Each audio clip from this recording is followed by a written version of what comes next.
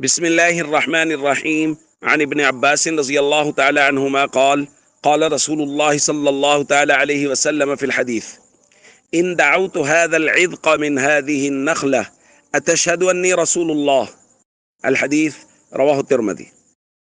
حضرت ابن عباس رضی اللہ تعالیٰ عنہ بیان فرماتے ہیں جاء اعرابی الی رسول اللہ صلی اللہ علیہ وسلم، ایک دیہاتی حضور کی خدمت میں آیا اور کہنے لگا بما اعرف انک نبی، مجھے کیسے پتہ چلے گا کہ آپ اللہ کے نبی ہیں۔ اس وقت نبی کریم صلی اللہ علیہ وسلم نے وہ بات ارشاد فرمائی جو آج ہم نے پڑھی۔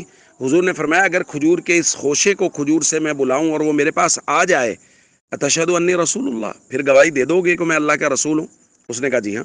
فدعاہ رسول اللہ صلی اللہ علیہ وسلم، حضور نے اس خوشے کو بلایا، فجعل ينزل من النخلہ، وہ کھجور سے نیچے اترنے لگا، حتی سقط الی النبی صلی اللہ علیہ وسلم، یہاں تک کہ حضور علیہ الصلوۃ والسلام کے پاس آ کے گر گیا۔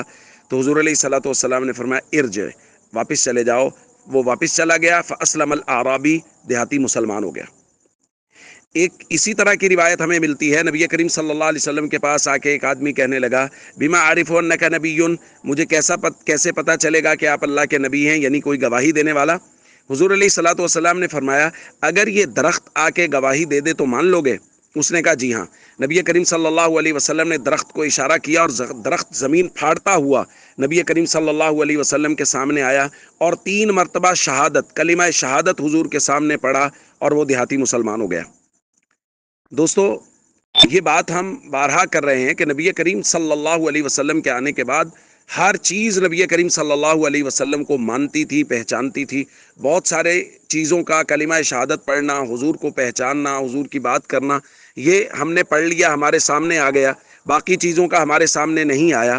لیکن جو ہمارے لیے غور و فکر کی بات ہے وہ یہ ہے کہ اس دور کے تو پتھروں نے، اس دور کے درختوں نے حضور کو پہچان لیا، اور آج ہم حضور صلی اللہ علیہ وسلم کے امتی ہو کے حضور علیہ الصلوۃ والسلام کی نبوت کی گواہی دینے کے باوجود ہم نبی پاک صلی اللہ علیہ وسلم کی خوشبودار طریقوں کو، حضور کے طاقتور طریقوں کو، حضور کے راستوں کو نہیں پہچان لیں۔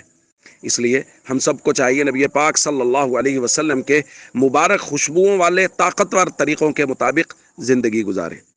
السلام علیکم ورحمۃ اللہ وبرکاتہ۔